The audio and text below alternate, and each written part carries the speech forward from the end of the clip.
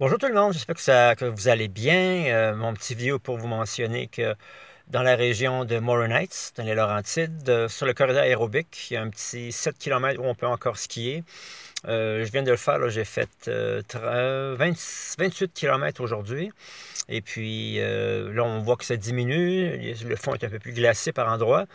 Mais encore du bon ski, là, il y a une compétition en fin de semaine chez le club Les Fondeurs. Donc, il y a une boucle de 5 km, puis là, ils ont tracé aujourd'hui, donc c'était vraiment là, sur 7 km aller-retour, c'était très bien. Ce que j'aime faire, c'est. J'ai beaucoup appris des Norvégiens sur être capable de capacité de skier le plus longtemps possible dans la saison. Souvent, eux, ils ont de la neige que milieu avril. Donc, ce que je vais essayer de faire cette année, c'est de faire la même chose, c'est prolonger ma saison le plus possible pour avoir encore avoir le goût et le sentiment de la neige sur les skis.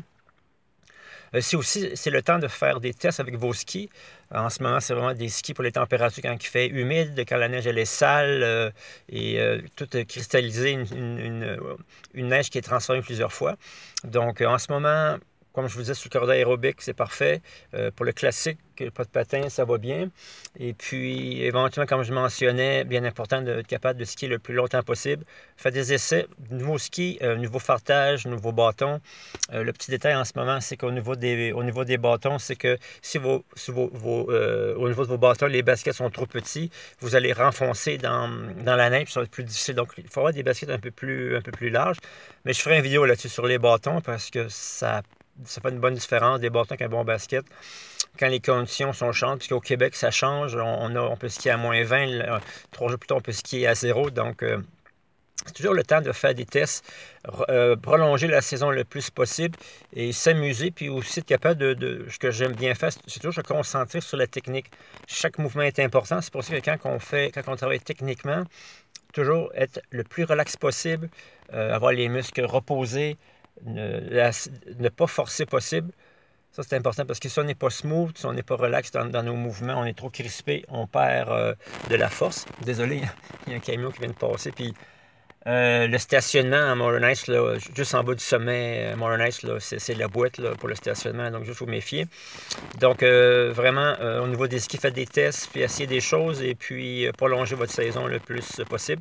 Moi, je recommence ma saison fin avril, début mai, donc je ferai des vidéos, puis j'ai quelques clients qui me demandent aussi au niveau de la technique, comment débuter sa saison. 3 choses que je vous mentionne tout de suite. Faire de la distance, faire de la musculation spécifique au ski de fond, faire du ski roulette pour la technique, c'est important.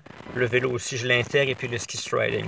4 éléments là, que si vous voulez faire du ski, si vous voulez avoir une bonne préparation, il faut le faire dès que vous commencez, le mois de mai, là, dès que vous commencez, c'est la force physique. Et puis aussi, ça dépend aussi du nombre de jours que vous avez. Si vous travaillez comme moi en ce moment, je m'entraîne 3 fois par semaine.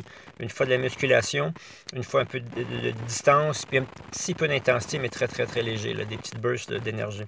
Donc, je vous laisse sur ça, puis ciao, bonne fin de saison, puis bon ski.